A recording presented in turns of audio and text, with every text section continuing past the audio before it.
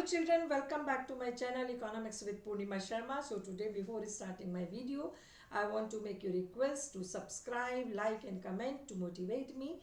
And before starting today's topic, you motivate me and I will motivate you. To motivate you, I have one thought I brought for you, that is विद्यार्थियों के लिए कोई लक्ष्य बड़ा नहीं होता, हारता वही है जो दिल से लड़ा नहीं होता। तो दिल से लड़ो, दिल से उठो, शुरू हो, लक्ष्य आपके सामने होगा। राइट, आज का जो टॉपिक है वो मैंने लिया है determination of income and employment. Right, ये आपका बहुत इंपॉर्टेंट टॉपिक है। राइट, इसके बस 3 कॉन्सेप्ट हैं, वो एक ही वीडियो में आपको मैं रिवाइज कराऊंगी, प्रैक्टिस कराऊंगी। डिटर्मिनेशन ऑफ इनकम, पहले तो इसका यूनिट का नाम भी यही है बच्चों, ठीक है, कि हम कैसे डिटरमाइन करेंगे कि income output and employment level country में बढ़ रहा है, कम हो रहा है या फिर चेंज नहीं हो रहा है, यानी कि स्टेट ऑफ रेस्ट में है, यानी कि इक्विलिब्रियम में है। हम ये कैसे डिसाइड करेंगे? इसके लिए इससे पहले वाले चैप्टर में मैंने सारी वीडियोस बनाई हुई है पहले, कि what is AD, what is AS, these are the 2 tools जिसकी हेल्प से हम ये डिसाइड करते हैं। राइट, एडी क्या है, शॉर्ट में आपको बता रही हूँ, it is the here planned expenditure by all sectors, that 4 sectors are there, with that is household sector, farm, government and rest of the world. Right, planned expenditure by all 4 sector on all final goods and services during a period of time, 1 year, that is AD. And what is AS? That is the planned value of all final goods and services which all the producers firms are planning to supply, to produce in a given period of time, 1 year. Right, this is AS. AS के 2 component है, C plus S. AD के 4 component है, C, I, G and net export. लेकिन Keynes ने assume किया है 2 sector AD, C and I, तो मैंने यहाँ पे कह दिया C and I. Right, अब देखिए जहाँ पे जब आपका AD क्या है, AD है C plus I और AS क्या है बच्चों, C plus S। तो जहाँ पे AD is equal to AS होगी, वहां पर S will be equal to I। तो 2 अप्रोचेस क्या है, AD and AS approach and S and I approach. Right, यहाँ पे टेबल में आप देख रहे होंगे कि इनकम 0 से स्टार्ट हुई है, राइट, और बढ़ रही है by 100। Right, consumption never becomes zero, क्योंकि to survive we have to consume something or other by using our past saving, by doing disinvestment, right, by taking loans, right. So 40 हम autonomous consumption है जो कि 0 level of income पे है, to survive जीने के लिए कुछ खर्च करना ही पड़ेगा, और बढ़ रहा है 80 से 80 crore, right, and saving y minus c is equal to s। तो जो चेंज इन y क्या है, 100 से बढ़ रहा है, चेंज इन c 80 से बढ़ रहा है, तो चेंज इन s कितने से बढ़ेगा, 20 से। ठीक है, तो ये आपका 80 से बढ़ रहा है, तो 40 प्लस 80 120, 120 प्लस 80 200, 280 प्लस 80 360। सो ये किससे बढ़ रहा है, 80 से बढ़ रहा है, ये 100 से बढ़ रहा है। Change in y, change in c, तो ये चेंज इन s कितने से बढ़ेगा, ये 20 से बढ़ेगा, क्योंकि change in y is equal to this. ठीक है, तो ये क्या है, y minus C is equal to s। Right, ये I लिया है autonomous, that is another assumption. MPC जो ये कांस्टेंट रेट से बढ़ रहा है, that is also assumption by Keynes, right, to make the concept easy to understand.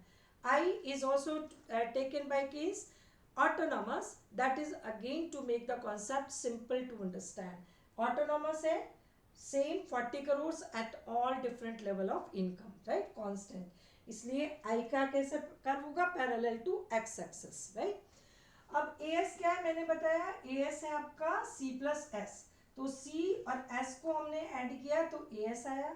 As is equal to Y and Y is equal to C plus S, तीनों चीजें एक ही है। एडी क्या है, सी प्लस आई, तो हमने सी और आई को ऐड किया तो एडी आया 40 plus 40, and this is 40 is equal to 80, 120 plus 40 is equal to 160, 200 plus 40 is equal to here 240 plus 40 is equal to 240, 280 plus 40 is equal to 320, 360 plus 40 is equal to 400।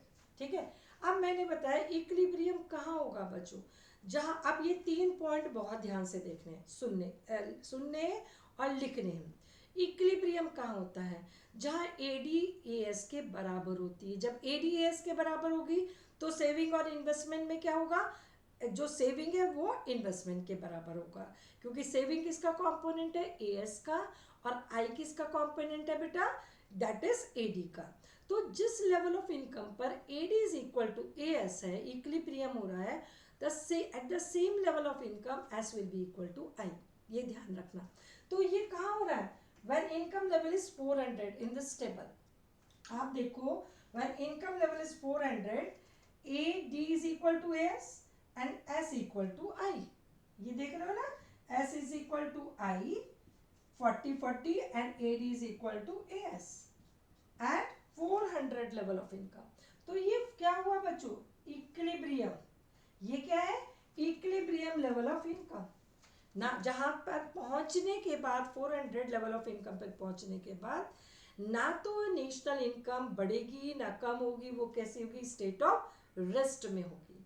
जब saving is equal to investment 40-40 है, तो ना तो income बढ़ेगी, employment बढ़ेगा, income बढ़ेगी, output ना तो बढ़ेगा ना कम होगा, कैसा होगा, स्टेट ऑफ रेस्ट में।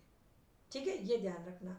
अब ये आपका ये नहीं हो, ऐसा होगा और you will have faith in my statement, now you have to prove it, right, कि क्यों रेस्ट में तभी होगा जब AD is equal to AS है, AS is S equal to I है, why neither prior nor beyond, right।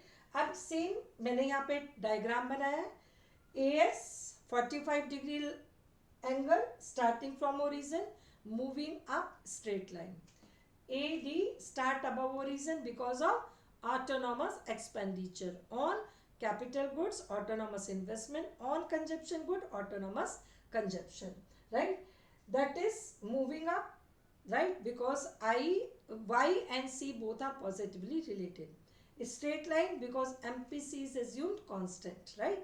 तो ये AD and AS है, दोनों किस पॉइंट पे बराबर हो रहे हैं, E पर, यहाँ पर 400 लेवल ऑफ इनकम पर, यहाँ पर O Y level of income पर, दोनों बराबर हो रहे हैं।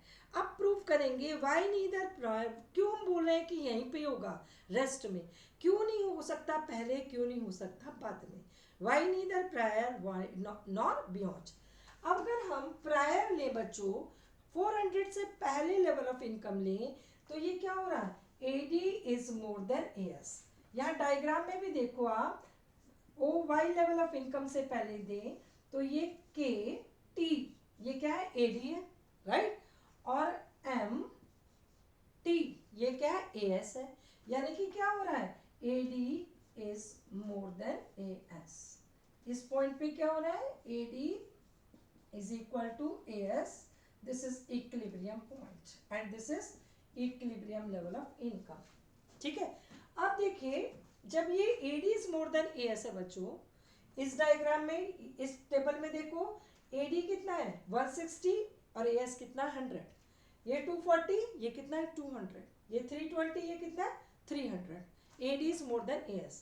तो इसको 3 स्टेटमेंट में बस आपको लिखना है क्या हो रहा है, ठीक है, क्या चेंजेस होंगे, कैसे हम इकोनॉमी में बैक टू इक्विलिब्रियम आएंगे, क्या हो रहा है when AD is more than AS। ध्यान से सुनो, राइट, दोनों अप्रोचेस यहीं पे खत्म कर देंगे, राइट, कि when AD is more than AS, AD के कंपोनेंट क्या बताए, C and I, what does it mean, कि household C and I firms together, household and firm together are planning, AD क्या planned, are planning to buy more final goods and services than what the firms are planning to supply।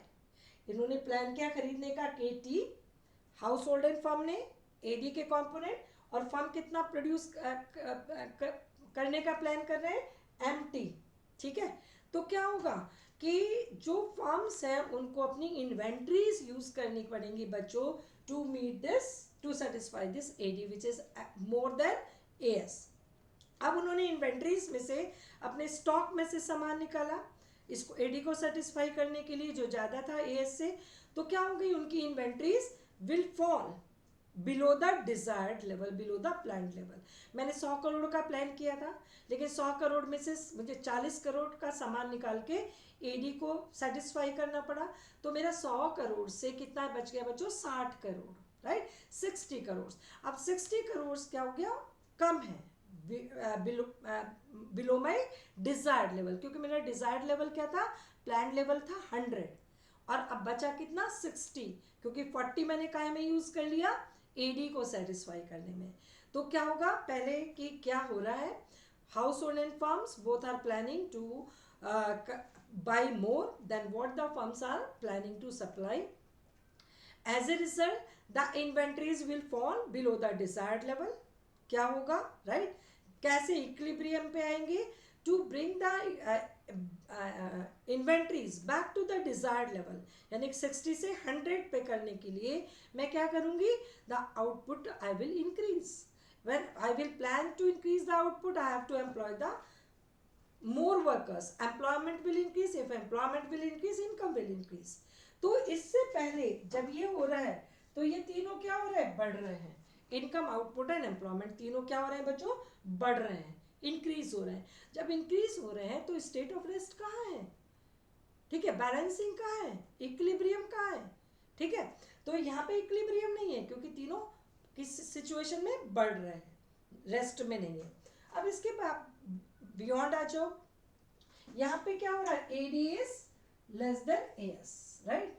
यहाँ AD आपकी कितना है, N N P, and ये है आपका R P, AS है R P और एडी है एन पी, यानी कि AD is less than AS, AD is less than AS. जब AD is less than AS है, फिर वो तीन statement, AD is less than AS मतलब firms and household and firm C and I are planning to buy less, right, then what the firms are planning to supply AS, right, ये हो रहा है। फिर क्या होगा, the commodity will remain unsold in the market, right, क्योंकि हमने जितना बेचने का प्लान किया था उतना लोग खरीद नहीं रहे हैं, ठीक है। तो क्या होगा, my output will, what I plan to supply that will remain unsold in market, और जब वो अनसोल्ड रह जाएगा बच्चों, तो हम कहाँ रखेंगे फॉर्म्स, उसको फॉर्म रखेंगे बैक टू माय स्टॉक, ठीक है। तो मेरी इन्वेंट्रीज बढ़ जाएंगी, the inventories will increase beyond my desired level. मैंने 100 करोड़ का प्लान किया था, लेकिन 20 करोड़ क्योंकि बिका नहीं, मुझे इन्वेंट्रीज में रखना पड़ा, तो मेरी इन्वेंट्री क्या हो गई, बढ़ गई 100 से 120 बियॉन्ड माय डिजायर्ड लेवल। ये इम्पैक्ट हुआ, क्या है, क्या इम्पैक्ट हुआ और कैसे अब इक्विलिब्रियम में आएंगे, right. And to bring the inventories back to my desired level, क्या करेंगे firms, firm will reduce the output with plan to, क्योंकि पहले स्टॉक में इतना ज़्यादा ओवरफ्लो हो रहा है अनप्लान्ड, राइट, तो उसको भी क्लियर करना है बच्चों। तो उसको क्लियर करने के लिए हम प्रेजेंट में आउटपुट को कम करेंगे, एम्प्लॉयमेंट कम हो जाएगा, इनकम कम हो जाएगा, तो तीनों कम हो रहे हैं। अब जब तीनों कम हो रहे हैं तो स्टेट ऑफ रेस्ट कहाँ है, ये क्या है, इक्विलिब्रियम नहीं है। तो इक्विलिब्रियम ना ही तो जब AD is more than AS prior, ना ही beyond when AD is less than AS, तो फिर कहाँ होगा, obviously when AD is equal to AS. Prove हो गया, राइट। अब इसमें 3 मार्कर क्वेश्चन आते हैं कि what changes will take place when AD will be more than AS, when AD will be less than AS, इस तरह के 3 और 4 मार्कर क्वेश्चन भी आते हैं 6 मार्कर। और एडी क्या है, इफेक्टिव एडी है कीन्स की, क्योंकि it is made by as, right. अब आ जाइए, इस पे भी पूरी वीडियो बना रखी है मैंने, इफेक्टिव एडी पे पूरी प्ले लिस्ट आप देखिएगा, आपका एक एक कॉन्सेप्ट क्लियर हो जाएगा, राइट। अब आ जाइए, ये आपका एडी एंड एएस मैंने समझाया। अब आ जाइए सेविंग एंड इन्वेस्टमेंट, राइट, कहाँ हो रहा है, 400 पे ही हो रहा है, जहाँ पे ये AD is equal to AS होगी वहीं saving will be equal to investment. अब इसमें कैसे लिखना है, सेविंग प्रायर क्या हो रहा है बच्चों, save investment is more then saving, देख रहे हो, ये investment is more then saving, ठीक है। When investment is more then saving, 3 statement, पहला स्टेटमेंट सिर्फ चेंज करना है, बाकी दो स्टेटमेंट वही रहने हैं, सिंपल। पहला स्टेटमेंट क्या चेंज करना है, जब in here i is more then s है, i किसका कंपोनेंट है, ad का, और s इसका कंपोनेंट है बेटा as का, राइट। तो जब i is more then s है, या हम कहें s is less then i है, ठीक है, तो इसका मतलब पहला स्टेटमेंट क्या होगा, द i तो कांस्टेंट है, c केवल हमें लेना है, यहाँ पे i कांस्टेंट है, ऑटोनॉमस है, राइट। हमें केवल c को लेना है इस पहले स्टेटमेंट में, कि household sector they are planning to consume more and save less than what the firms expected them to, कि जो फर्म ने एक्सपेक्ट किया था हाउस होल्ड सेक्टर से, क्योंकि आई कांस्टेंट है, हाउस होल्ड सेक्टर से कितना खर्च करेंगे और इतना सेव करेंगे, वो उतना नहीं कर रहे हैं, वो क्या कर रहे हैं फिर, कि वो कंज्यूम ज़्यादा कर रहे हैं और सेव लेस कर रहे हैं, ठीक है। तो पहला स्टेटमेंट कि household sector are planning to consume less, planning to consume more and save less than, किसके कंपैरिजन में, than what the firms expected them to, बस उसके बाद पूरा वैसे ही लिख दो जो एडी और एस में, ठीक है। कॉन्सिक्वेंटली इन्वेंट्रीज क्या होगी, विल फॉल, क्योंकि उन्हें इन्वेंट्री से लेके इसको सेटिस्फाई करना पड़ेगा, consequently inventories with the producer will fall below the desired level, right, to bring the inventories back to the desired level, the firms will increase the output, will plan to increase output, consequently employment and income all will increase, so it is not equilibrium, ठीक है। अब आ जाइए इधर beyond, beyond क्या हो रहा है, s is more than i, और यहाँ पे क्या हो रहा है, s is equal to i, when s is more than i है, इसका मतलब पहला स्टेटमेंट फिर वही चेंज करेंगे कि हाउस होल्ड सेक्टर, केवल सी लेना है, आई नहीं लेना है, क्योंकि आई क्या है, कांस्टेंट है। Household sector now are planning to consume less and save more, और वैसे भी पता है तुम्हें कि जब इनकम बढ़ती है बच्चों, तो क्या हम ज़्यादा करते हैं, कंज्यूम कम करते हैं और सेव ज़्यादा करते हैं। तो जैसे ही इनकम बढ़ी, तो now the household sector are planning to consume less and save more, right, then what the firms expected them to, जितना फर्म ने उनसे एक्सपेक्ट किया था उसके रिलेशन में जो हाउस होल्ड सेक्टर है इस लेवल ऑफ इनकम पे, जब इनकम लेवल हाई हो गया, वो क्या कर रहे हैं, कंज्यूम लेस कर रहे हैं और सेव मोर कर रहे हैं, ठीक है, then consequently saving will exceed I, right. तो अब उससे इम्पैक्ट उनकी इन्वेंट्रीज पे क्या पड़ेगा, इन्वेंट्रीज विल इंक्रीज, क्योंकि commodity will remain unsold in the market and inventories with the firms will increase beyond the desired level, right. And to bring, third statement, to bring the inventories back to the desired level, क्योंकि already stock में unplanned बहुत ज़्यादा है, overflow है stock, उसको back to desired level करने के लिए वो अपने आउटपुट को कम करने का प्लान करेंगे। अब कम करेंगे तो एम्प्लॉयमेंट भी कम हो जाएगा बच्चों, और क्या, इनकम भी कम हो जाएगी। तो यहाँ पे income, output and employment both are falling, so it is not equilibrium. Prior income, output and employment all are rising, so it is not equilibrium. तो कहाँ equilibrium, when s equal to i, simple. तो ये एक main concept है जो जिस पे आपकी यूनिट भी डिपेंडेंट है। अब ये इक्विलिब्रियम, यहीं पे एक कॉन्सेप्ट बता रही हूँ, ये इक्विलिब्रियम क्या है बच्चों, कि AD is equal to AS। मैंने इसको फुल एम्प्लॉयमेंट से ये रिलेट नहीं किया। ये equilibrium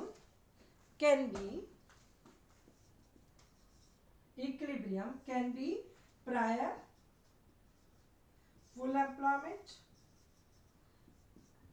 at full employment and beyond full employment,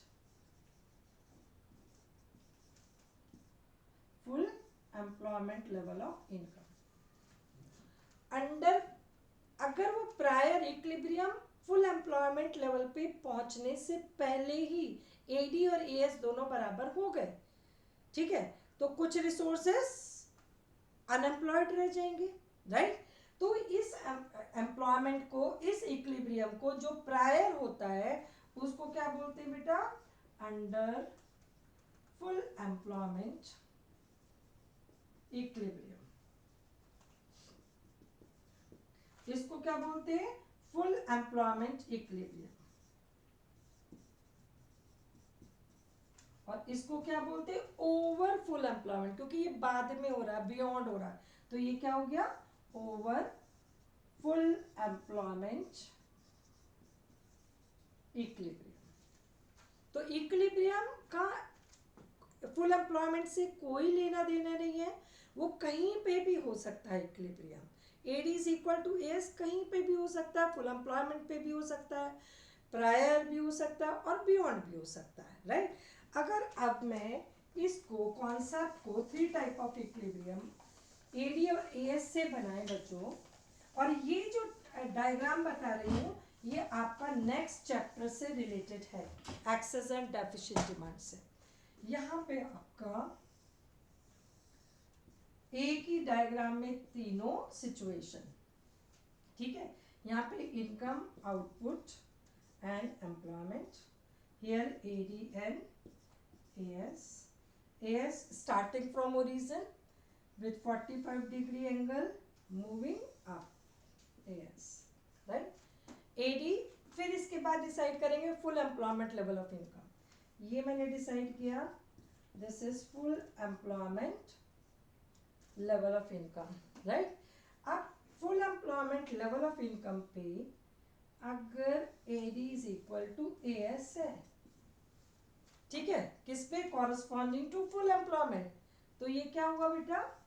full employment equilibrium, ठीक है। Ideal situation, no gap situation, sufficient demand. अगर AD plan AD full employment level पे किससे ज्यादा हो जाती है? किससे? AD required to maintain full employment, ये AD 1, ठीक है। अब ये कहाँ इंटरसेक्ट कर रही है? इसको इस पॉइंट पर, ये E है, ये E1 है। ये किसके बाद हुआ? Beyond full employment, full employment के बाद इक्विलिब्रियम हो रहा है, तो ये क्या हुआ? Over full employment equilibrium, over full employment equilibrium, क्योंकि ये फुल एम्प्लॉयमेंट लेवल, ये फुल एम्प्लॉयमेंट लेवल है, इसके बाद इक्विलिब्रियम हो रहा है। इक्विलिब्रियम मतलब AD is equal to AS, right, उसके बाद हो रहा है, तो ये क्या हुआ? Over full employment equilibrium. ये फुल एम्प्लॉयमेंट लेवल पे बराबर हो रहा है ये AD, तो ये क्या हो गया? Full employment equilibrium. अगर पहले ही हो जाता है, ये AD2, ये E2, तो ये क्या हुआ बेटा? अंडर फुल एम्प्लॉयमेंट इक्विलिब्रियम,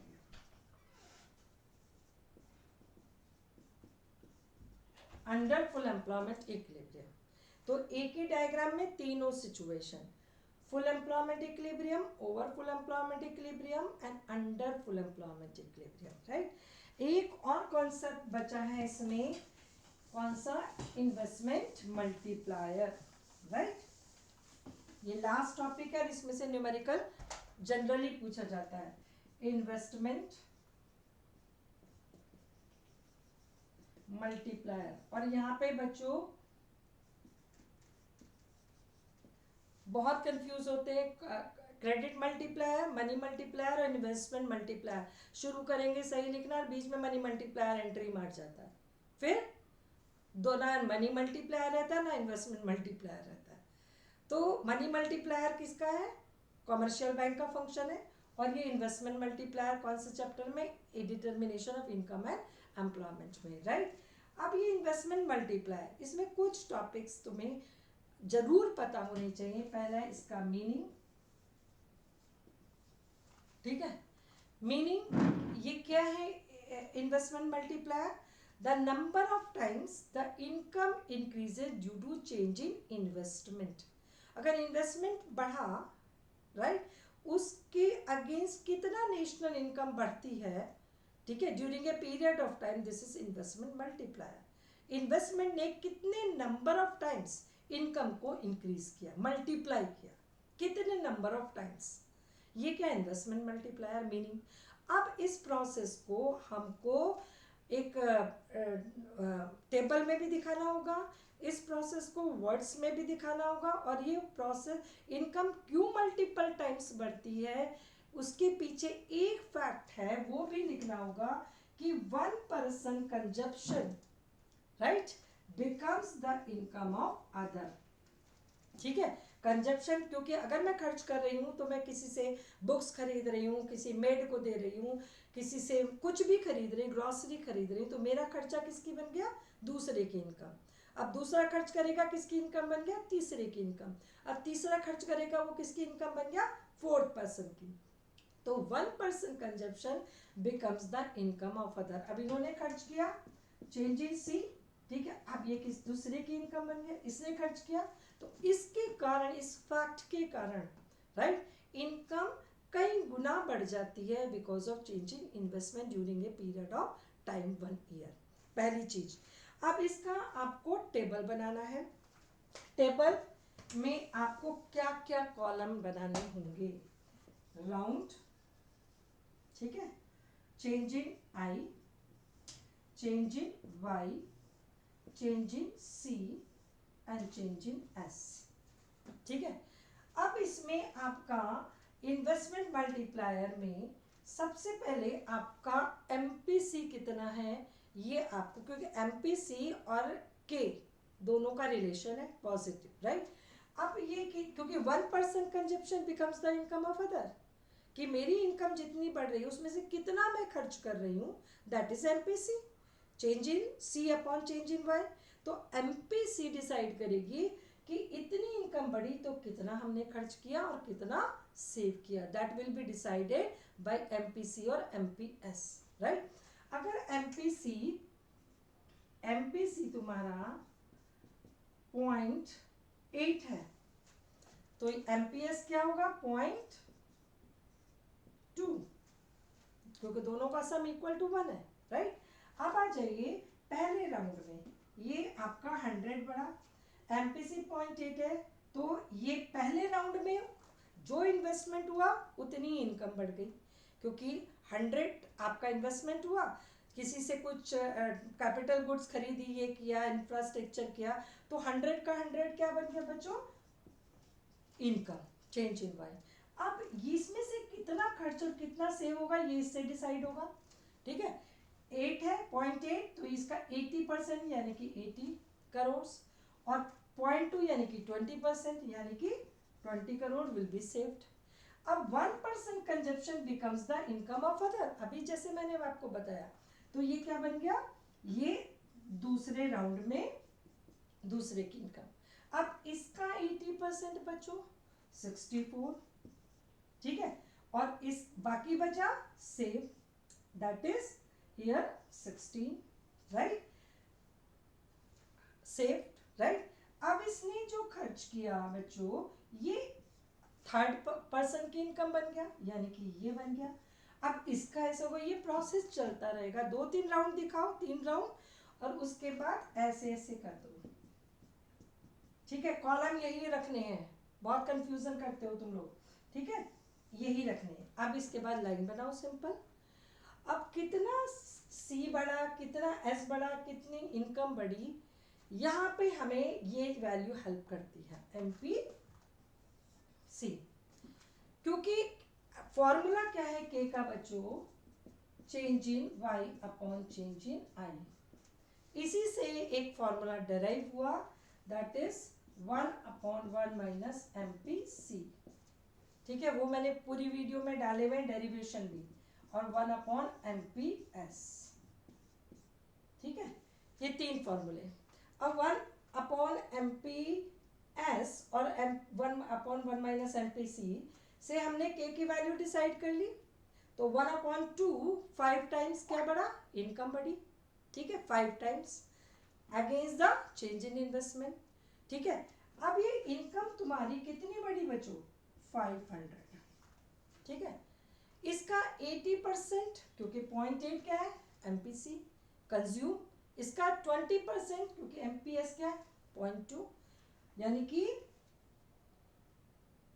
400 हमारा चेंज इन सी बढ़ा और 100 हमारा चेंज इन एस बढ़ा, टेबल पूरी। ठीक है, इस तरह से करके आपको क्या करना है कि कितनी टाइम्स आपके बढ़े, 5 टाइम्स 5 गुना मल्टीप्लायर, राइट। ये आपका प्रोसेस लिखना है। उसके बाद आपका मीनिंग मैंने बताया, फॉर्मूला, फिर प्रोसेस, इन वर्ड्स, इन टेबल, टेबल देख लो ध्यान से कैसे बनानी है, कितने कॉलम बनने हैं। और उसके बाद आपको पढ़ना है इसमें रिलेशनशिप। इसमें आपके 1 मार्क का क्वेश्चन, कॉन्सेप्चुअल क्वेश्चन भी आते हैं between MP, C and K and MP, S and K। K मतलब इन्वेस्टमेंट मल्टीप्लायर, राइट। इसमें क्या है, पॉजिटिव रिलेशनशिप है, ये प्रूव करने के लिए भी आता है। इस बार हमारे स्कूल में भी प्रूव करने के लिए आया था, राइट। ये MP, S and K inverse relationship, ठीक है।